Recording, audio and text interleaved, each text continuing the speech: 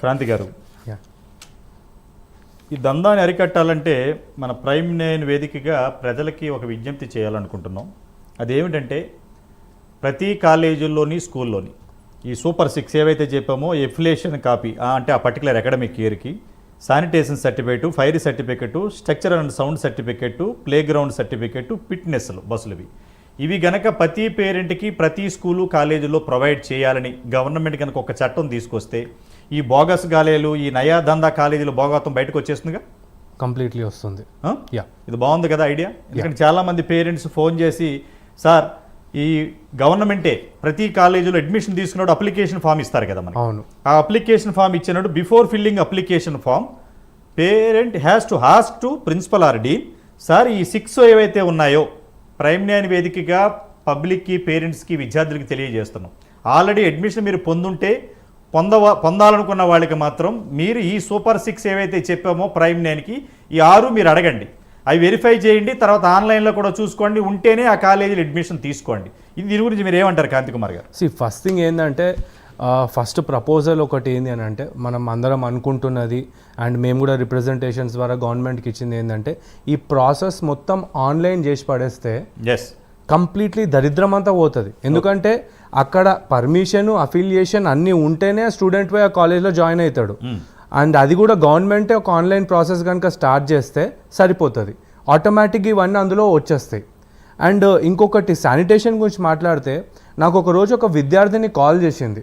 అత్యంత దౌర్భాగ్యకరమైనటువంటి విషయం ఏంటంటే ఆ అమ్మాయి కాల్ చేసి, అన్న నాకు ఇక్కడ మంచి వాష్రూమ్ ఫెసిలిటీ లేదు, మా నాన్నగారు వచ్చినప్పుడు ఇక్కడ ఇదే బిల్డింగ్లో ఉంటుందమ్మా, నీది 2nd ఫ్లోర్లో ఈ పలానా రూము, ఇది నీ హాస్టల్ రూమ్ అని చెప్పేసి ఈ అకాడమిక్ ఇయర్ 10th ఎగ్జామ్స్ అయిపోగానే అమ్మాయిని అక్కడ అడ్మిట్ చేసుకున్నారు. ఆ తర్వాత ఏం జరిగిందంటే ఆ అమ్మాయిని సడన్గా అక్కడ ఏదో స్కూల్ స్టార్ట్ చేస్తున్నారని చెప్పేసి ఆ బిల్డింగ్లోంచి కాలేజే తీసేసి ఇంకో బిల్డింగ్లోకి షిఫ్ట్ చేసేసారు. అక్కడికి వెళ్ళిన తర్వాత వాష్రూమ్స్ సరిగ్గా లేవు. అది మళ్ళీ 2nd ఫ్లోర్ కాదు, 5th ఫ్లోర్. వీళ్ళకి జరిగే క్లాసెస్ 1st ఫ్లోర్లో. సో 5th ఫ్లోర్కి సడన్గా మీ సామాన్లన్నీ తీసేసుకొని పొండి అని వీళ్ళు తీసి అక్కడ వాడేసి అక్కడ అమ్మాయిని ఇక షిఫ్ట్ చేసారు వేరే అమ్మాయిలతో పాటు.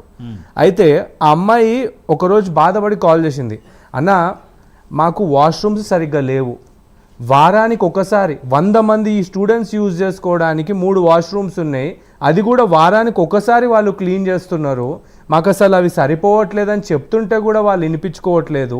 దానికి తోడు మళ్ళీ ఇంకోటి ఏంటంటే ఇది చెప్పుకుంటే సిగ్గుచేటుగా ఉంటుంది, కానీ అమ్మాయికి నెలసరి పీరియడ్స్ టైంలో ఇట్లా కొంచెం ప్రాబ్లం అవుతుంది అమ్మ, కొంచెం క్లీన్ చేయడం, వాష్రూమ్ యూజ్ చేసుకుంటా అని చెప్పేసి అక్కడ ఎవరో కేర్ టేకర్ని అడిగితే వాళ్ళు ఎంత దరిద్రంగా దారుణంగా తిట్టిర్రంటే ఆ అమ్మాయి భయపడి, ఇది one of this colleges corporate, ఇదే శ్రీ చైతన్య కాలేజే. సో నాకు అలా కాల్ వచ్చిన తర్వాత నాకు ఆ రోజు అసలు మనసు చెల్లించకపోయింది. అరే 1,50,000 ఫీజు కట్టిన తర్వాత మీ కాలేజీలో జాయిన్ అయ్యి ఇది కామన్ ప్రాబ్లము, అమ్మాయిలకు ప్రతి నెల ఉండే ఒక చిన్న ఇదే ప్రతి నెల ఉంటుంది. మాదాపూర్లో శ్రీ చైతన్య కాలేజ్ మాదాపూర్లో ఆవిడ మహిళా కమిషన్ చైర్మన్ గారు వెళ్ళారు కదా, సేమ్ అదే ప్రాబ్లం అక్కడ కూడా ఆవిడ ఓపెన్ గా అడ్మిట్ కూడా చేసింది. ఏంటంటే కొంతమంది అమ్మాయిలకు అసలు పీరియడ్స్ అవ్వట్లేదు, హెల్త్ ఇష్యూస్ చాలా సీరియస్ గా ఉన్నాయని చెప్పేసి కూడా ఆవిడ అన్నారు. ఈ మాట అన్న తర్వాత అసలు ఇంతమంది మనం చూస్తున్నాము, కానీ దీని మీద ఏం చేయలేని పరిస్థితి ఎందుకు ఏర్పడుతుంది అని అంటే ఈ అవినీతి, అధికారులందరూ అవినీతి పరులు అయిపోయారు, ఇదే దానికి పరాకాష్ట. అమ్మాయి ఆ రోజు ఫోన్ చేసి, అన్న నేను ఇట్లా వెళ్తుంటే తిట్టేసరికి నాకు భయం వేసి ఏం చేయాలనో అర్థం కాలేదన్న, నాకు ఎవరికి చెప్పుకోవాలని అర్థం కాక మీకు ఫోన్ చేసినానని చెప్పేసి అంటుంటే ఏమనాలో నాకు అర్థం కాలేదు ఆ రోజు. నేను ఎందుకు ఇవన్నీ ప్రొవైడ్ చేయమన్నానంటే మనం గత 2 నెలలుగా 3వ నెలలో అడుగుపెట్టాం. గత 2 నెలలుగా ప్రభుత్వాన్ని, అధికారులని అందరినీ హెచ్చరిస్తూ వస్తున్నాం, పేరెంట్స్లో అవేర్నెస్ తీసుకొస్తున్నాం ప్రైమ్ నైన్ కథనాలతో.